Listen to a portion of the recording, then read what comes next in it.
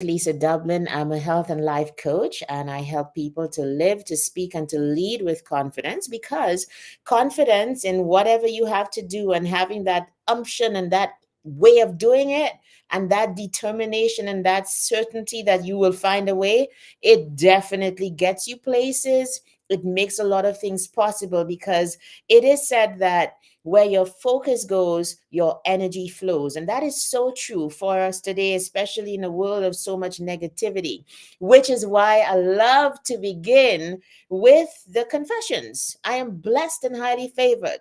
Above only and not beneath, the head and not the tail. No weapon formed against me shall prosper. I shall lend and not borrow. I have nothing missing and nothing broken, which makes a lot of sense because of the topic that we want to address today. Hopefully, I'm trying to see if on a Tuesday we can talk about relationships. I'm a general life coach, so it means I get to touch on so many topics with people. Whatever they come in with, that I'm able to just have the skills to be able to help them with. And so, this is always something that people struggle with, and that is relationships. So, how are your relationships? Hey, Christy, how are you doing? How are your relationships doing? How's your marriage doing? Just to let you know, if you are a woman and you're wanting to delve deeper into relationships, I say like there are three categories of perhaps marriages. There are people who want to be married. Okay. There are people who want to go from good to great. And there are people who are just hanging on by a thread, like, I don't even want this anymore. So we're starting a series on Saturday in a club that I run of women on Facebook. It's called the To All the Girls Success Club. If you're wanting to join, it's free. It's a Zoom meeting that we'll be having every Saturday evening talking about marriage, and it's based on this book that I want to talk about today, Love and Respect. Okay, and so if you want to learn more about marriages, if you're wanting to get married, or you're on your last leg, like I don't know what else to do, you might want to come into the club, and just be part of the discussions that will take place. We're starting on Saturday evening, putting out all the links in the club, so you have to be in the To All the Girls Success Club. Let me see if I can find it right here and put it up so people can see the name. Perhaps the accent is a bit strange. So there it is. So you can just go, send a request to be part of the club, answer the questions, and we'll let you in time for Saturday. That being said, you guys, I also wrote a book recently. Oh my goodness, where is it? And I'd like you to go on Amazon and do a couple things. Follow me as an author, so every time I publish something, you will get my updates and so on. So you can do that right now on Amazon.com or Amazon.ca or .co.uk or wherever you're watching me from. There's an Amazon website for you where you can access my author page, Lisa Dublin. And so follow me there. Let's get those numbers up there. And of course, buy the book, Good Girl Gone Wife. Let's get into our topic for today. I have a couple questions to ask you. Okay. You can choose to respond, or you can, just think about your answer in your mind. So, how's your relationship going? How That's always a check. That's a private thing. That's a thing that you carry around with you. It perhaps is one of the most important parts of your life, your marriage, or if you're in a long term relationship, or even maybe even starting out, especially marriages. How's it going? Okay.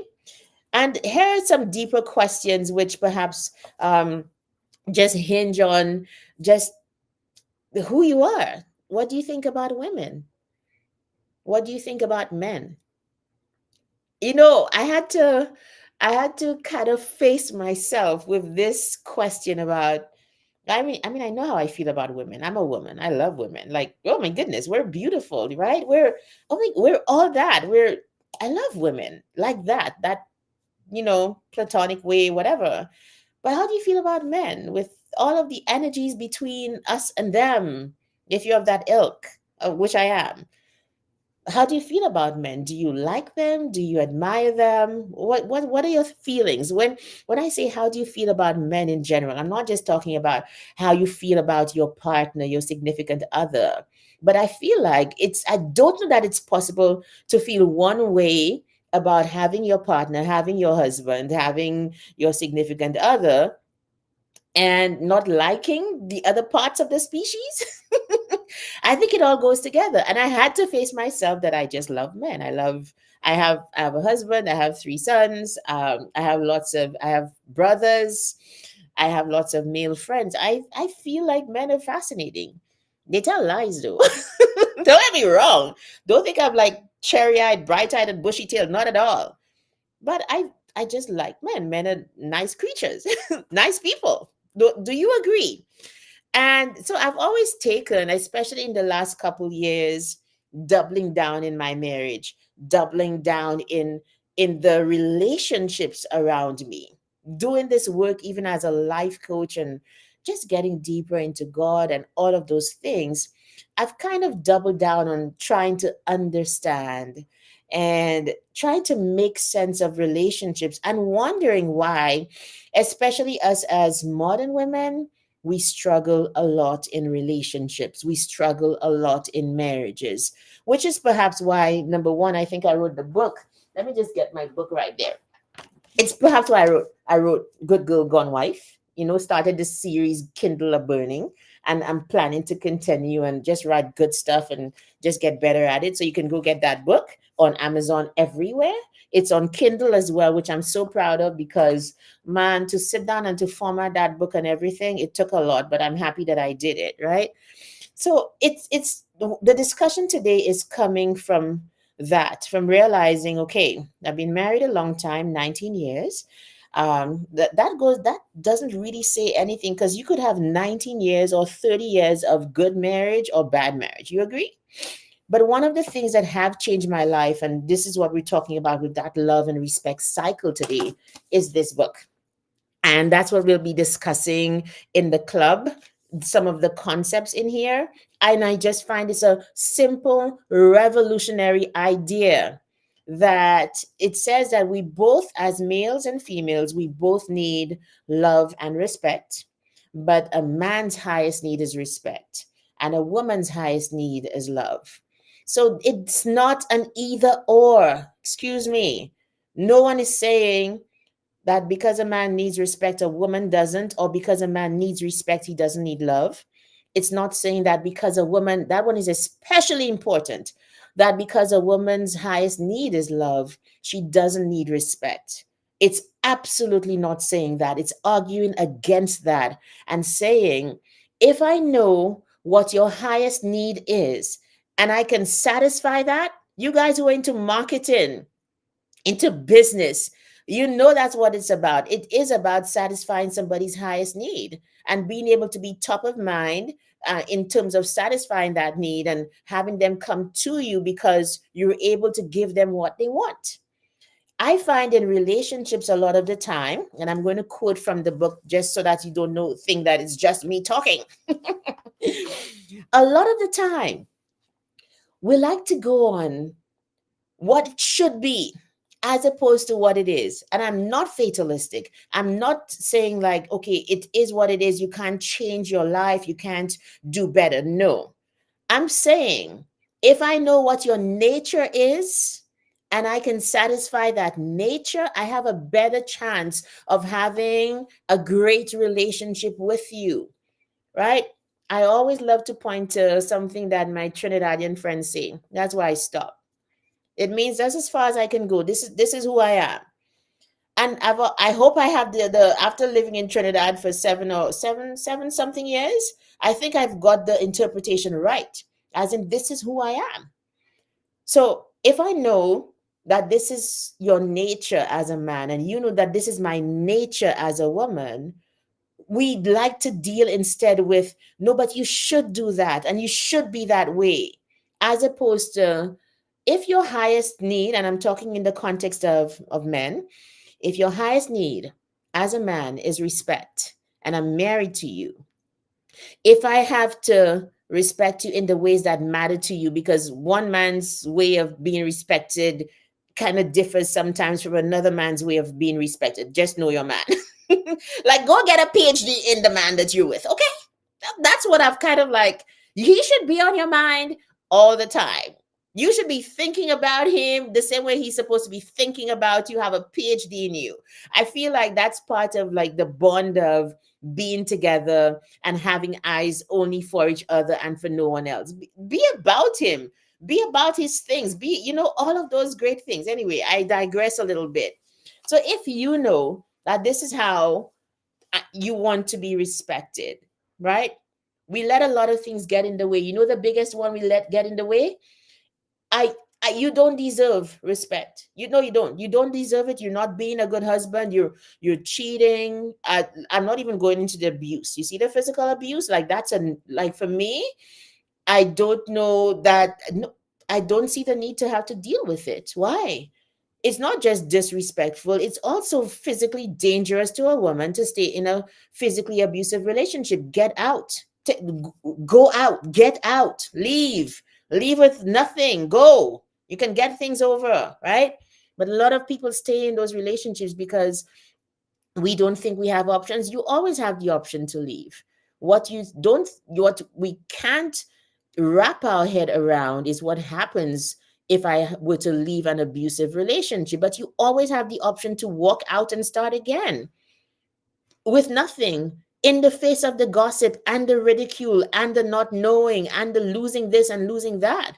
But is that better than your self-respect? I don't think so, right? Sandra, verbal abuse is also, yes, that is I hear you, Sandra. I like that. That it's also very, very, you don't have to stay in any abusive relationship. Perhaps let's put it that way. What do you think?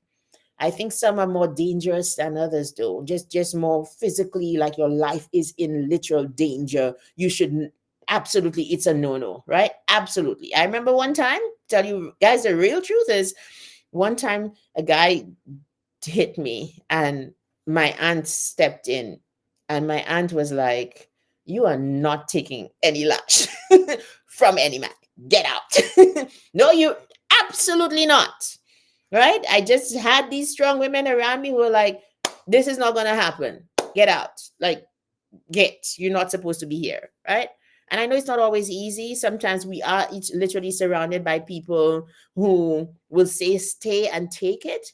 But you're not a toilet bowl. You're not meant to take that crap. You need to get out. That's how I look at it. Okay. Anywho, let's get back to the topic.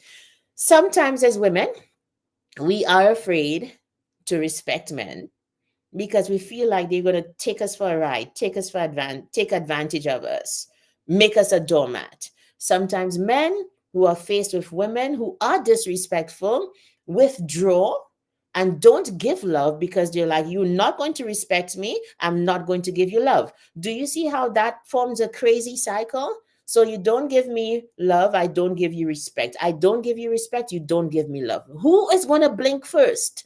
And this guy, Dr. Eggerichs, he says that the person who blinks first, who begins the process of giving what you don't get back and giving what you need, even if you're not giving me at that point what I most want, he says the person who should start first is the more mature person.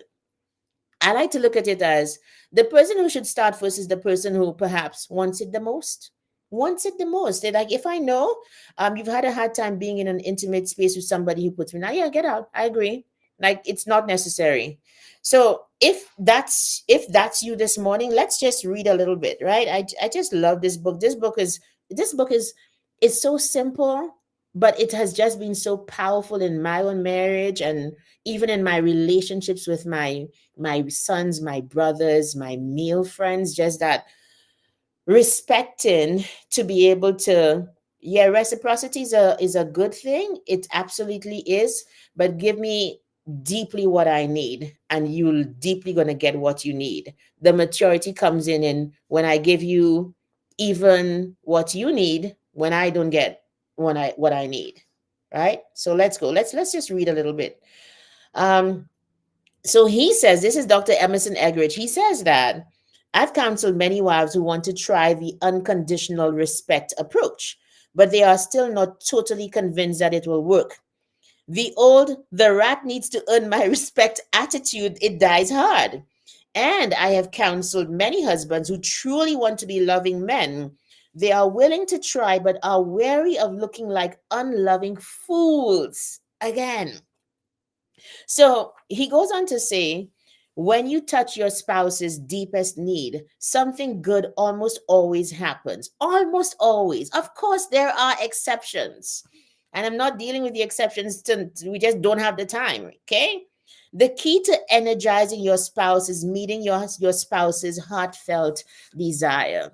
You guys, let's be strategists in relationships.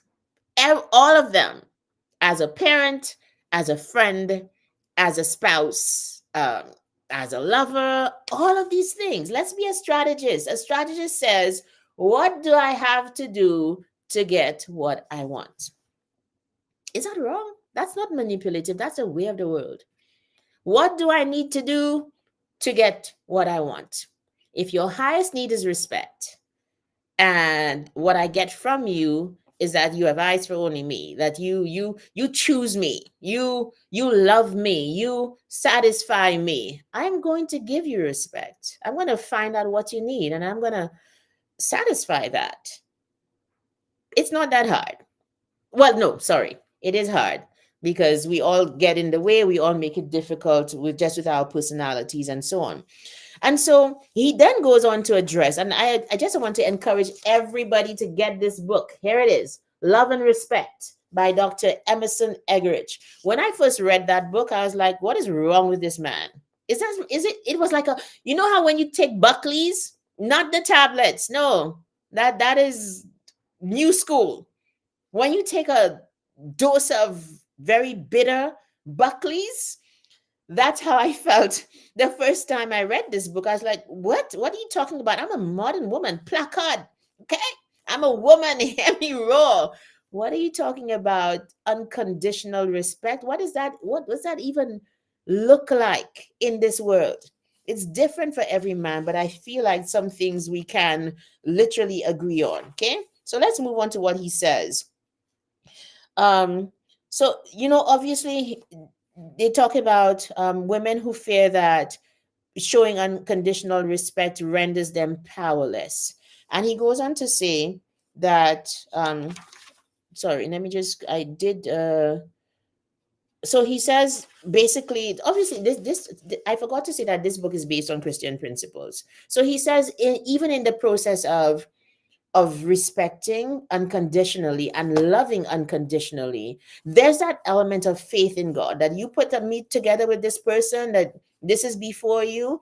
I'm going to trust you to do what you told me to do, and trust you to give the results and to change his heart and change her heart, even while I do what you asked me to do. There's that element of it, that even if you're doing what you're supposed to be doing, there's that element that you're trusting God to make it happen. And that's right up my alley. I think that is what makes it possible, that even if it looks like I'm giving you what I don't think you deserve, I'm not being a hypocrite. I'm simply obeying what God said to do, and how marriages perhaps are supposed to best run and to function. It's that unconditionality of what you need and what I need. So he's given the hypothetical situation of somebody who comes to one of the conferences, the Love and Respect conferences, and he says she sees a glimmer of hope, but possibly she's afraid to take the risk. And he says to wives like this, that to say to themselves that it's a risk that I am willing to take, even if I don't know what the response will be from my husband. So put yourself too in the position of the husband, who's saying, I don't know, I'm going to love you unconditionally, whether you are disrespectful or not. Yes, that's what God is saying to do. It's not just us who have to take it as women.